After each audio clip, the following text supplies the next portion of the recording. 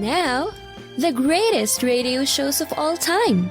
Suspense. The Shadow Node. Washington calling David Harding, counter-spy. Classic radio theater. The Great Gildersleeve. Fibber McGee and Molly. Dragnet.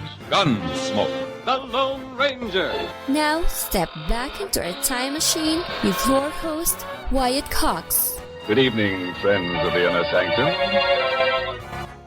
Ronald and Benita Coleman in the Halls of Ivy, an episode that was originally broadcast March 17, 1950.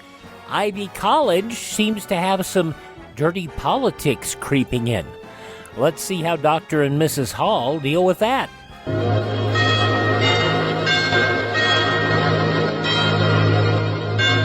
Ladies and gentlemen, the Joseph Schlitz Brewing Company of Milwaukee, Wisconsin presents The Halls of Ivy, starring Mr. and Mrs. Ronald Coleman.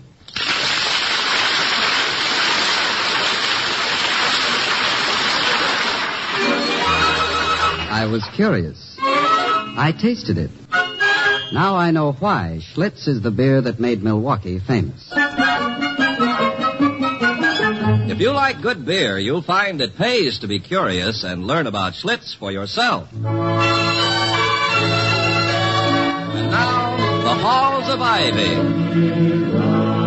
The halls of ivy that surround us here today, and we will not forget though we be far, far away. Welcome again to Ivy. Ivy College, that is, in the town of Ivy, USA.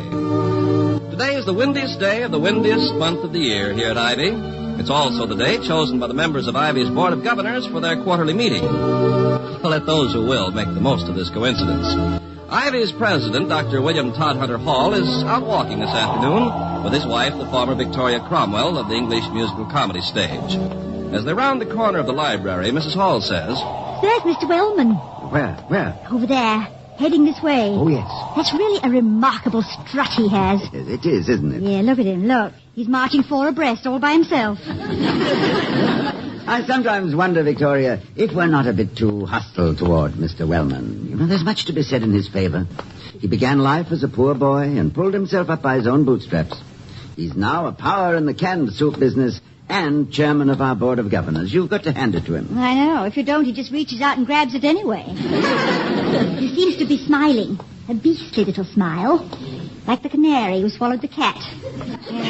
Probably just thought of something to make the board bedevil you. Now, Vicky, we mustn't judge him too harshly. You haven't had a change of heart about him, have you? Victoria, Mr. Wellman has often been arrogant and discourteous to me. He has occasionally been mean and spiteful. Nevertheless, there is something about the man that renders him, in my eyes at least, obnoxious. Well, thank heaven. I thought for a moment you were ill. But I've been wondering if perhaps it wouldn't be better for the school if I tried to establish a friendlier relationship with him. What would your reaction be if I invited him to dinner this evening? My usual reaction. My shoulders would sag with delight. Oh, please don't invite him, Toddy. I never know what to talk to him about. I've always considered you a tower of strength conversationally. When Mr. Wellman is present, I'm a tower of jello. Let's not rush into it. All right, my dear. Another time, perhaps. Yes, later in the spring when the passenger pigeons return. Darling, the passenger pigeon is extinct. How nice. At any rate, I see no reason why I shouldn't offer him an olive branch, do you? None, except he's liable to bash you about the head with it. No, I think I can be relied upon to make him accept it in the spirit in which it's offered. If I say so myself, I'm a pretty good diplomat. You know, the even temper, the retort courteous, the subtle flattery subtly conveyed. I have them all at my command when I set my mind to it. Hall the Charm Boy, they used to call me. Now, you just watch me melt away his hostility. Good afternoon, Mr. Wellman. I couldn't, but... It's you, Hall. Mrs. Hall? Yes.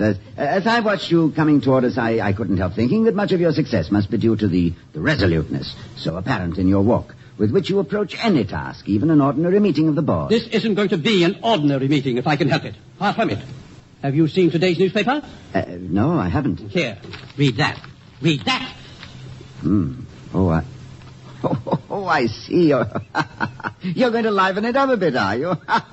Play a few practical jokes, eh? Oh, clever, very clever. What? What are you talking about? What are you reading? Listen, Vicky. Now on sale, largest collection of itch powder and dribble glasses in town. 1 million laughs. No, not the advertisement. The column next to it. What? What is it? Town council passes resolution condemning vice on Ivy campus? How dare they perpetrate such an outrageous insult? The point, Dr. Hall, is how you dare permit such a condition to flourish here at the school. Mr. Wellman, surely you know as well as I there is no basis in fact for this contemptible lie. I know only that for years, against your opposition, I have tried to do away with the very thing at which the town council now points an accusing finger. Willow Walk. Is that what the town council means by vice? Our local lover's lane? Precisely. And they're quite right, though it shames me to admit it. We all know what goes on in Willow Walk on spring evenings. Do we? What? Never having been there myself, Mrs. Hall, I am not prepared with a bill of particulars. But I am equipped with an imagination. Then I suggest that if the town council must point an accusing finger at vice, let it be pointed at your imagination. That's the only place on the campus that exists. I shall, of course, discuss your interesting comments about my imagination with the rest of the board this afternoon. And I request permission to appear in person and discuss it myself. Granted. I shall place the matter of the town council's resolution at the bottom of the agenda. We'll arrive at it around 4:30. I'll be there. Good afternoon, Mrs. Hall.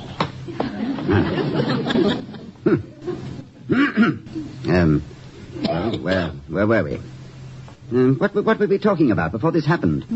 Diplomacy. Oh. The even temper, the retort courteous. Yes, I wasn't very diplomatic, was I? Oh, I don't know, as diplomacy goes these days. No, I behaved badly. You didn't behave at all, I'm proud to say. The students were being vilely insulted, and so naturally you exploded. Yes, I really did, didn't I? You certainly did, I say. Will you ever forget the expression on his face when you told him where you thought the town council ought to point? Never.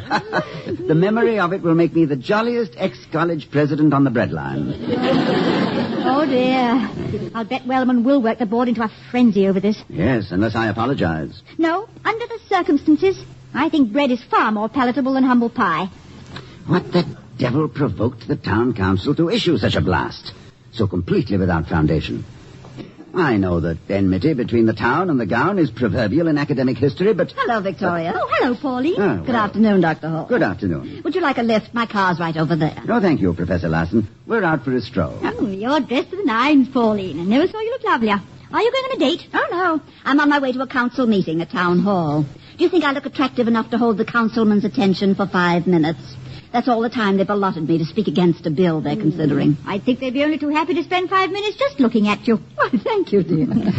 Is this to be a little field expedition on behalf of your political science department, Professor? Oh, no. No, the Town Civic Reform League has asked me to help stop the passage of a bill which extends, practically without reservation, the powers of the town council. The boys in the back room are trying to push it through so as to help them rig elections more easily. Well, I'm sure you'll prove most effective. I doubt it. You see, the Reform League's only a few years old, while the local machine was already raiding the pork barrel at a time when Tammany Hall was just a gleam in Aaron Burr's eye. No, I'm afraid this bill will go through with a whoop and a holler. Well, what in blazes is happening downtown?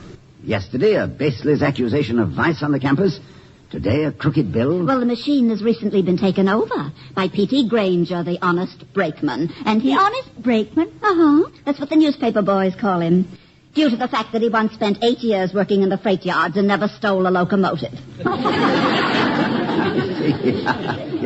He's a new broom, and he sweeps dirty. And he's very much interested in you. In me? Mm-hmm. How do you know? He's been sitting in that convertible over there for the past few minutes, just staring at you. He's a strange-looking bird, I must say. I've never seen such brilliant plumage. Are you familiar with the species, William? Oh, only through books, I'm sorry to admit. They're called scalawags, sticky-fingered scalawags, or Politicus corruptus. They feed largely on public apathy, foul other birds' nests, and, although the plumage varies, may be easily identified by their bills, which are crooked, and their song, which sounds something like, what's in it for me, what's in it for me? Do let's have a closer look. Oh, I intend to immediately. Professor Larson, yes. If you should happen to think of some way of snaring this bird, I hope you'll inform me. I've a collector's itch to see him stuffed and mounted in the Ivy Museum of Natural History. Come on, Vicky. Let's tackle Grainger. Goodbye, Pauline, and good luck. Thank you, dear. Bye. Shall you have another go at diplomacy? This time, I shall maintain an even temper. Coolness and calculation are the best weapons in situations like this, if I've read my Machiavelli correctly. Cool and calculating, therefore, I shall be. Mr. Grainger? Quite right. Quite right. Mr. P.T. Grainger? Quite right. Well, what the devil do you mean by accusing us of tolerating vice at the school? Darling, Machiavelli.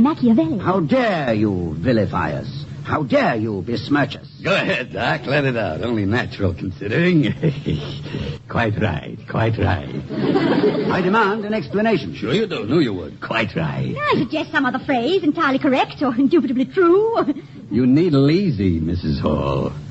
Doc, I made the council pass that resolution just to let you know I was around. Nothing personal in it, just politics. Leading up to a little favor I want you to do for me. You actually have the colossal gall to expect a favor of me? Quite right. You'll do it, too. I am not a betting man, Grainger, but in this instance I am prepared to give odds you're wrong. Save your money, Doc. I got you taped from here to breakfast, and I say you'll do it. You'll do it, or you'll learn that what the council did to the school yesterday is nothing compared to what I'm ready to make it do. The way I got you pegged, you'll do almost anything to save the school's fair name. Isn't that the way you'd say it? Just what is it you want, Grainger? Ready to play ball, eh? Quite right. Nothing else you can do. Doc, I'm getting ready to move into politics on a statewide basis. I don't know who yet, but I'm entering a candidate in the next election for governor. Whoever it turns out to be, I see him as a man just lousy with respectability. Go on. Well, guess whose name I want right up at the top of the list of prominent people heartily endorsing my man? Grainger, I am at a slight disadvantage in dealing with this situation, even after studying Plato's Republic, More's Utopia, and Aristotle's Politica. What state do they operate in? The state of enlightenment. I doubt if you've ever crossed the border. However, cut it short, Doc. It's all settled anyway. I got more important things to do. I got to listen to the race results in a couple of minutes. However, I have faced greater terrors than any you have so far conjured up. Differential calculus, astrophysics, and French irregular verbs, to name a few. A moment ago, you asked me to guess something. Now I'll ask you. Guess where I'll see you first before I grant you that favor. Show and fight, eh? Quite right. Take a walk around the block, Doc, and think it over. I'll be here another 20 minutes. Enjoy those 20 minutes, Grainger, because when I return, I am going to run you right out of town, so help me. What? Quite right.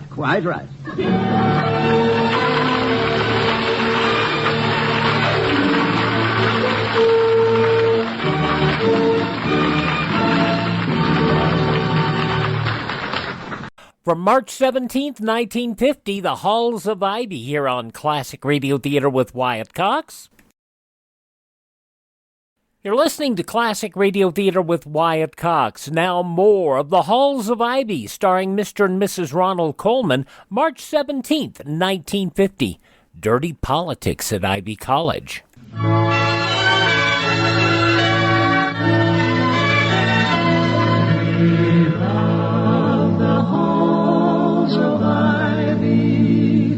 That surround us here today. Returning to the halls of Ivy, we find a moody and reflective Dr. Hall sitting on a bench on the commons with Mrs. Hall, who's feeding the squirrels. Mrs. Hall says, Look at the greedy little beggars. Would you like to give them some nuts? Nuts. My sentiments exactly. Vicky, you've no idea how inadequate I feel. I've probably received more honorary degrees than Grainger has third degrees. And yet, in certain spheres, he's an intellectual giant compared to me. He was cat and mousing me just now, and enjoying it, too. Now, how can I possibly give students the implements with which they can meet life on its own terms when I myself am so utterly helpless? You might add some new courses to the curriculum. Cynicism 1 and 2. But that's a long-range problem. Closer at hand is the question, how is the honest brakeman to be handled?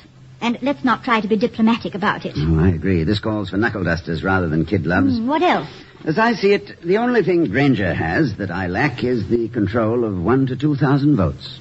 And I doubt if I can supply this lack in the next few minutes. So that leaves only one alternative. Change your name, grow a beard, and take up some other profession. Yes, something along those lines. Oh, this has turned out to be just about the most crisis-ridden stroll I've ever taken. All I wanted to do this afternoon was to walk off an excellent lunch. So far, I've insulted the chairman of the board and been threatened with smear campaigns by a penny anti-politico. Well, life's full of little booby traps.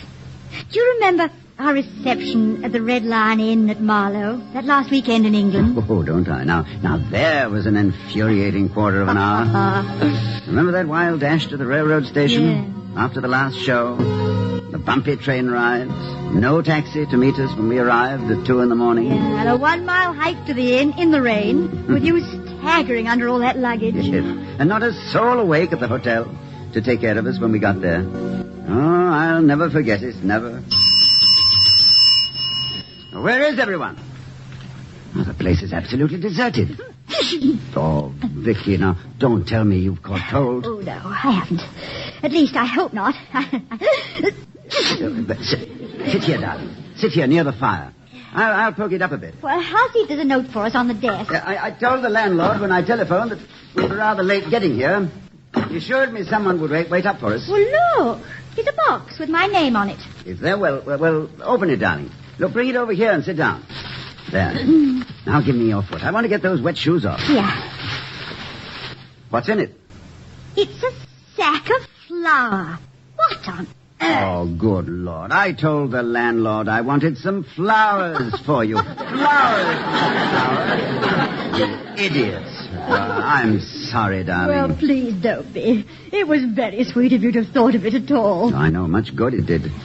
I'm going to knock at every door in the place till I find someone to look after us. No, Toddy, don't. There may be other couples here on a lovely weekend of their own. Well, I see no reason why they should be permitted to enjoy a weekend while we're condemned to a bench down here. Well, it's not so bad, really.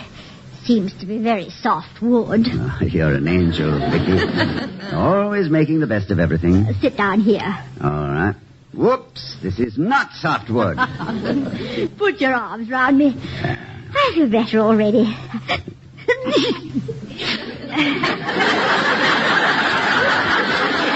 Sorry.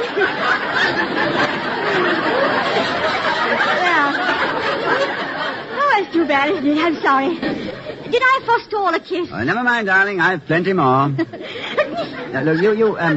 just tell me when. Now. There. Well, this is more like it. Ah, Vicky, I'd planned it all so differently. I wanted our own comfortable room with a lovely fire going, a full moon outside the window, and the smell of jasmine from the garden below, and somewhere a nightingale singing. It isn't really the season for nightingales. But then I would have hired someone to do bird calls just for the occasion. I can coo a little. Ah, do a little, my dove. Coo? Oh, that was a sad little dove, wasn't it? You know, darling, I'm sure of one thing. If we can surmount this kind of night, the rest of our married life ought to be smooth sailing. Then you're not beginning to lose the first fine full flush of enthusiasm? Lose it? Darling, you're soaked to the skin, your hair is all mussed up, your nose is red, and I have never seen anyone as ravishing. I love you, Vicky. And if it were ordained that we had to spend the rest of our lives sitting here feeling just as miserable, I'd say amen to it and enjoy every moment. Oh, Toddy, kiss me quickly before I sneeze. Before and immediately after. My darling, but let's move into this little sitting room. Why, look, Victoria. Isn't that amazing? What? Well, that motto over the door. It's exactly the same as the one at Ivy. You shall know the truth, and the truth will make you free.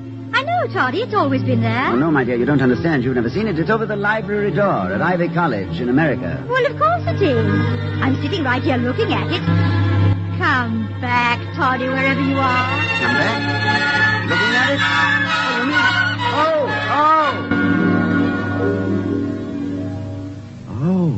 Oh, you mean here at Ivy?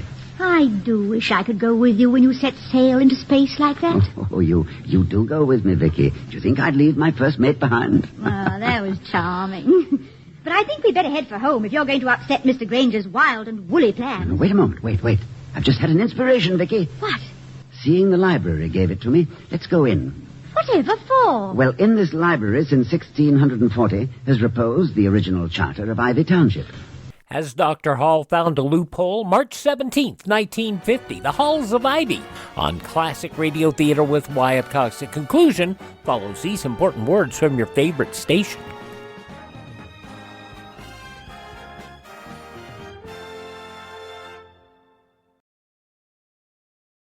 Here's Mike Lindell talking about getting your best friend something special.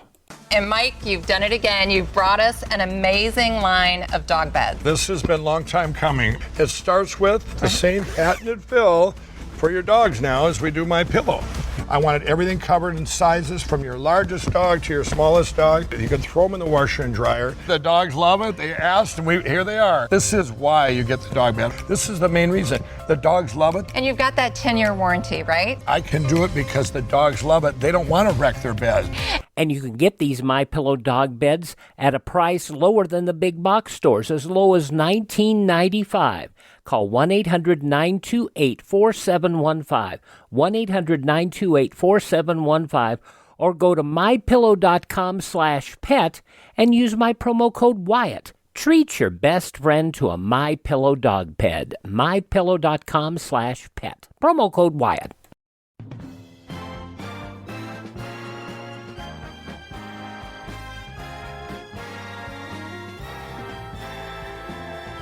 Now on Classic Radio Theater with Wyatt Cox, the conclusion of the Halls of Ivy and dirty politics at Ivy College, March 17th, 1950. When it was incorporated with 75 inhabitants, there must have been laws and statutes which were only intended to apply to a community that small. I'm going to snoop around and see if I can't hunt up some forgotten statute which might legislate Mr. Grainger smack out of his smug, complacent skin.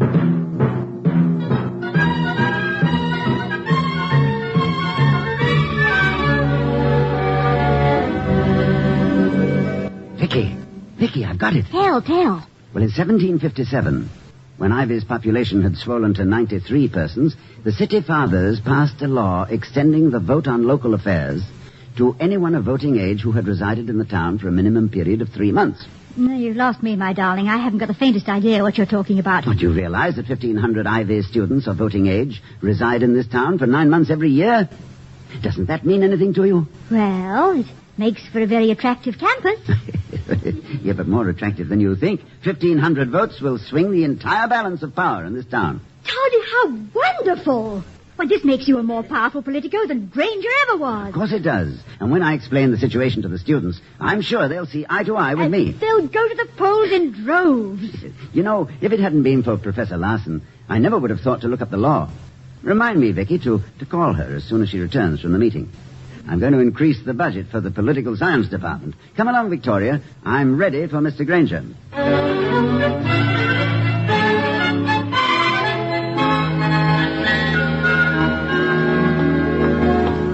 I'm going to enjoy this. Don't be greedy, Toddy. Let me into the act, too. Of course. We'll cat and mouse him.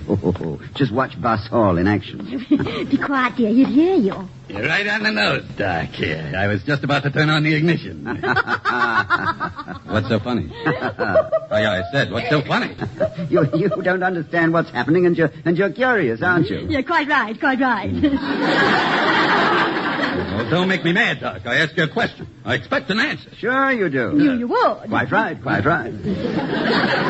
You both lost your minds? Oh, not at all. No, we're about to run you out of town, and we're naturally pleased at the prospect. Nothing personal in it, you understand, just politics. Yeah, well, I'll give you 10 seconds more, then I'll get mad. Quite right. Yeah, look at his face every time I say that, Toddy. Mr. Grainger, you noodle easy. What? Needle, not noodle, darling. Now, pay close attention, honest Brakeman. Yeah. I'm only going to say this once. Yeah. I've just completed a study of the laws of the town of Ivy. So what? You've made a small mistake. There's a forgotten but not obsolete statute here which renders more than 1,500 students at Ivy eligible to appear at the polls, eligible to take advantage of the statutes governing initiative, referendum, and recall. Oh, no. Oh, yes. Do you know the first thing we're going to do with our vote? We're going to build you a monument. Me? Yes, you. A monument 1,000 feet high, made of the rarest marble. Well, I think possibly it'll be 1 inch wide. It shouldn't cost more than a few $1 million. The college, of course, is non-taxable, so the property holders in town will have to pay for it. Doc, listen. It's going to have your name plastered all over it, and each time they see it and think of the cost, they'll think of you. Fondly, devotedly. Oh, look, Doc. That's only the beginning. Doc, wait a minute. Then I think we'll reconstruct Town Hall so that the elevators remain stationary while the building goes up and down. Please, wait. Let's make a deal. A deal does not interest me. But there is always unconditional surrender. Yeah, there is, isn't there? Ain't there? You got it. Unconditional surrender. I'll do anything you say. The first thing you'll do is to come with me to a meeting of our Board of Governors and inform them the town council was mistaken in its resolution yesterday and that it will retract and apologize. Quite right. I mean, sure. Only a jerk would have believed it anyway. I want you to tell that to the chairman of our board personally. Personally? To Wellman? Yes, and in my presence. Doc, I got no right to ask, but will you do me a favor? Well, what is it? Do you teach politics here at Ivy? Yes, we have a political science department. I want to take that course. Enroll me.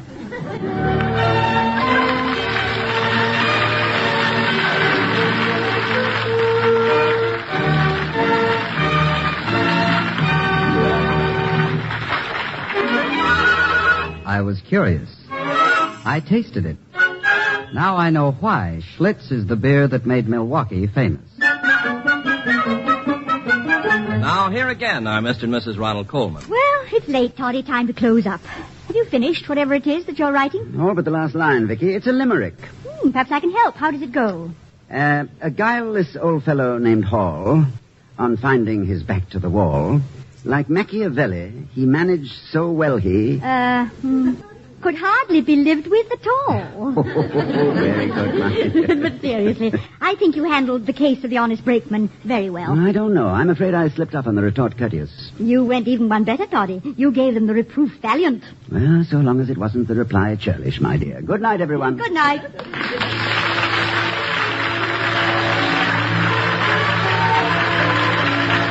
We'll be seeing you next week at this time at the Halls of Ivy, starring Mr. and Mrs. Ronald Coleman. The other players were Eleanor Audley, Edwin Max, and Herbert Butterfield. Tonight's script was written by Walter Brown Newman and Don Quinn.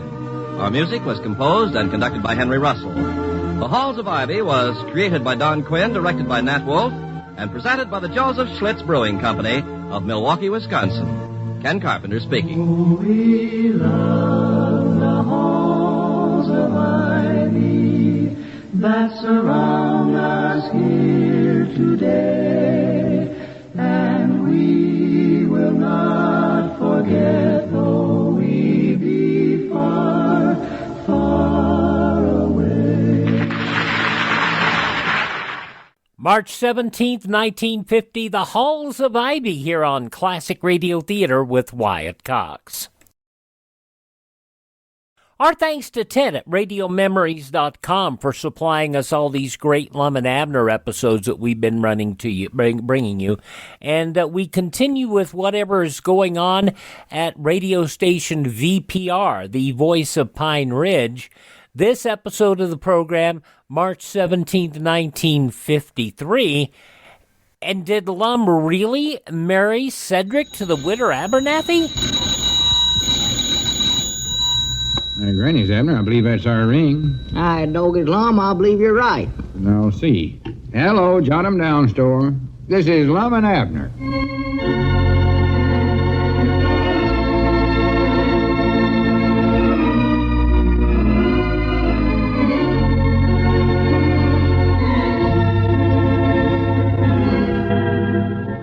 And now let's see what's going on down in Pine Ridge.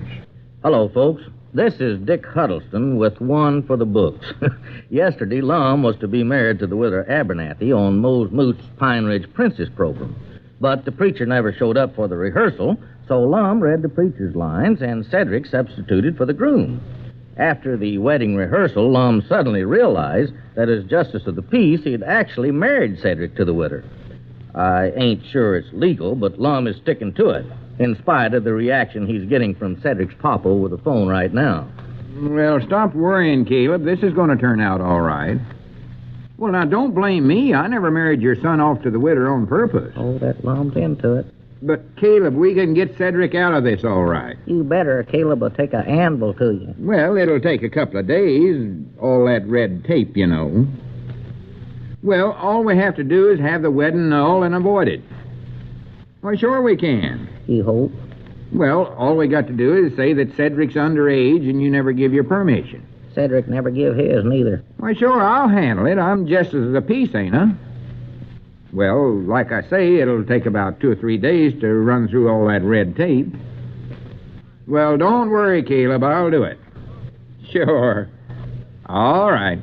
Goodbye. Oh, Caleb's pretty mad about this, ain't he? Oh, he is. Madder than a wet setting hen. And I don't blame him a whole lot. Oh, doggies, no, me neither. Just imagine all of a sudden having the Widder Abernathy for your daughter.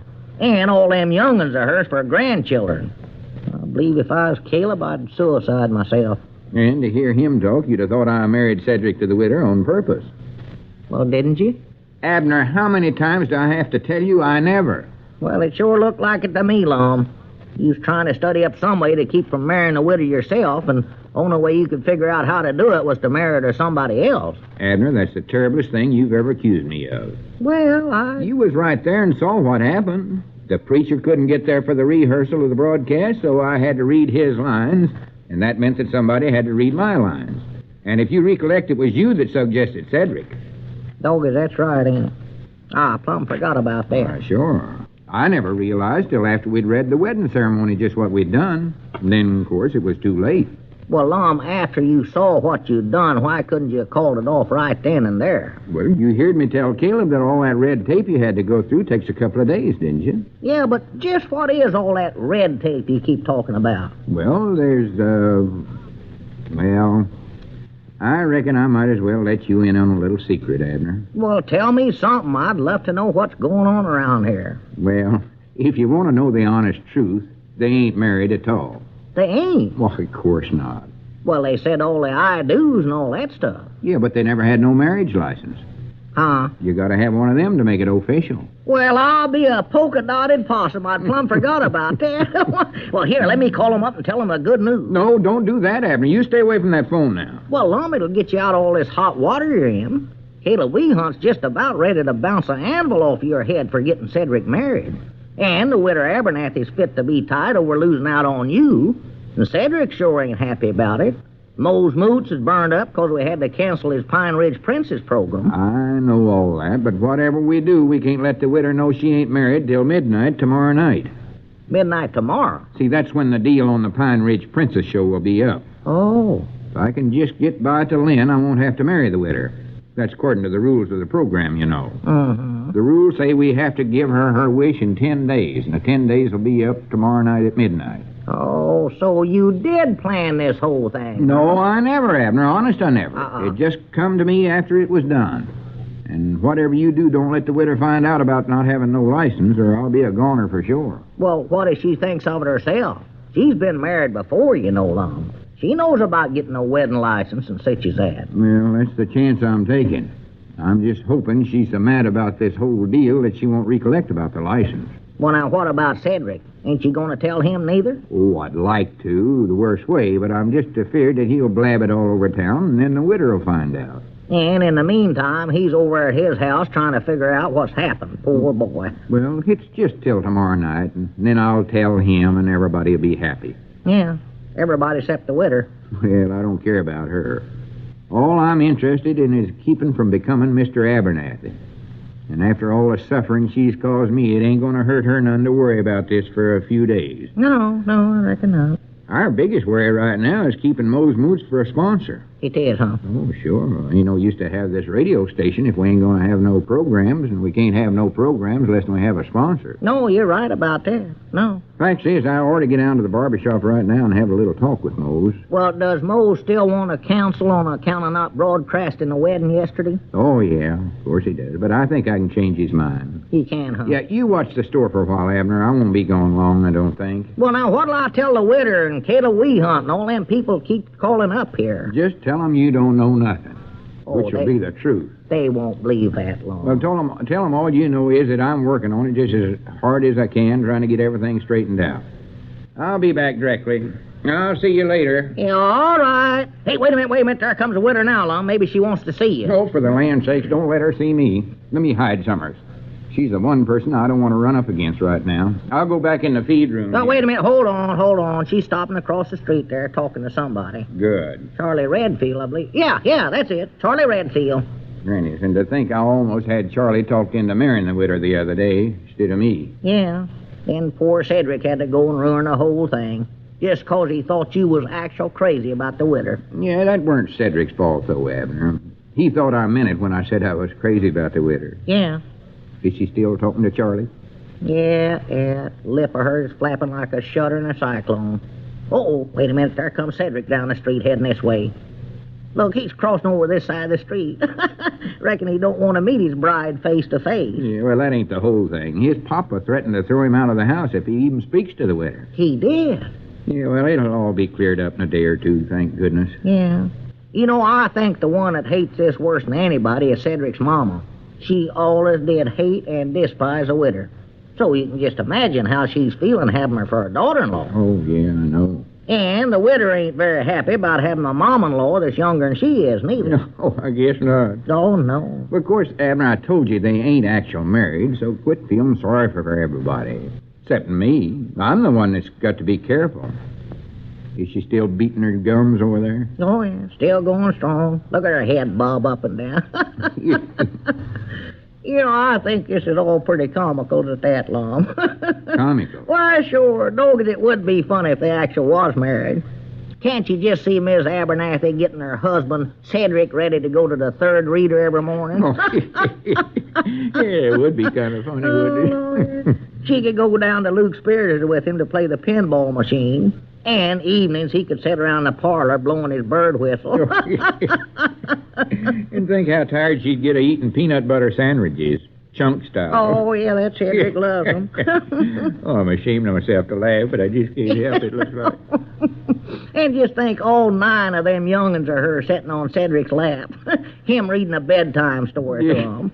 Or I doubt if he can read that much. Hey, wait a minute. The Widder's going on up the street. And Cedric's coming in there. Well, good. Well, I'll get on down to Moses and get started on some radio business here. Yeah, all right. Hello, Cedric. Go on in. Abner's in there. Oh, howdy, Mr. Long. Howdy, Mr. Abner. Come on in, Cedric. How's the happy bridegroom? Mom? Where you been, Cedric? Didn't think your mom would let you out of the house. Oh, I've been over at school, sitting with my boys. Your boys? Yes, Mom. All the little Abernathy young'uns has changed their name to Weehunt now. The teacher sets us according to our name, so me and my children all sets together now. Well, that's nice, Cedric. Well, it's sort of hard for me to get used to them calling me Pop all the time, but I'll say one thing, it's handy having them there to help me get my lessons. Yeah, I hadn't thought about that. Of course, it has its drawbacks, too, I reckon. Oh, yeah, bound to. See, with as many boys as I've got, I'm going to have to pay for a lot of plates at the father and son banquet. My doggone, that's right. Well, me, they'll have to stick in a couple extra tables, too, I reckon. But on the other hand, think of all the presents I'll get on Father's Day. Well, you sure got this thing figured out, Cedric. Oh, yes, Mom. I've been doing right smart of thinking. There's one thing that's got me kind of tore up, though. What's that, Cedric? Well, see, long as I'm a married man now, I'm just feared I'll have to break off my engagement with Clarabelle Seastrom. Well, natural. And I hate to do it right now, because this is my month to be engaged to her. Your month? Yes, Mom. You see, Gomer Bates and me sort of take turns about being engaged to her. Oh? He takes all the months except the ones that's got Christmas and her birthday in them. Well, them's the month that you have to buy presents for, Cedric. Yes, Mom, but don't tell Gomer I don't think he's caught on to that yet. Well, Cedric, don't you see, he just done that to get out of buying stuff for her. Mom? I believe if I was you, I'd take some other months. Well, I'm feared I'm going to have to give the whole thing up anyway, as long as I'm a married man now. That Clarabelle gets awful jealous, you know. Cedric, I'm going to tell you something, but now you got to promise to keep it a secret. Oh, yes, Mom. Ain't no one thing I love better than secrets. Well, now you got to promise not to tell Lum I told you this. No, Mom, I won't. Well, the facts is, Cedric, you really... wait a minute, here comes Lum. Told he just left here a couple of minutes ago. Must have forgot something. Thought you was going down to Moe's Moots.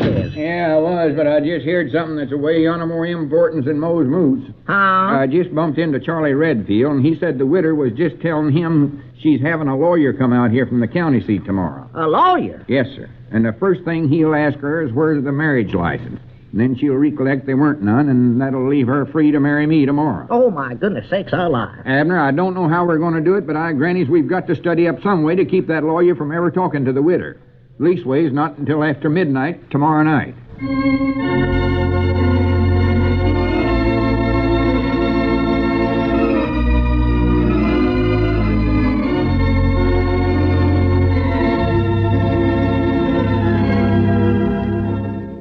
It does not look good for Lum. He still may end up marrying the Widder Abernathy. Lum-and-Abner, March 17th, 1953, thanks to our friend Ted at RadioMemories.com, who provides these greatly restored shows of Lum-and-Abner to us here on Classic Radio Theater with Wyatt Cox. You can get copies of the show or a lot of other shows and talk with Ted. He will send you samples over the internet if you are so interested, so you can hear how well the shows are restored. Contact Ted at RadioMemories.com. That is RadioMemories.com. Also, thank this radio station and support their advertisers. It is their kindness and courtesy that allow us to be with you each and every time we roll around here on your favorite radio station. We thank them, and I hope you will as well. And also, visit our webpage, classicradio.stream. At classicradio.stream, you can stream our shows on demand, learn about building a classic radio collection of your own. You can contact me, find our social media links. You can also buy me a coffee. Anything we raise through Buy Me a Coffee goes toward acquiring additional classic radio collections, and it also goes toward maintaining our distribution links. That is at classicradio.stream, classicradio.stream. Thanks for tuning in. Thank this station. Support their advertisers. Tell your friends the greatest radio shows of all time are right here at this spot on the dial. Classic Radio Theater with Wyatt Cox on your favorite radio station.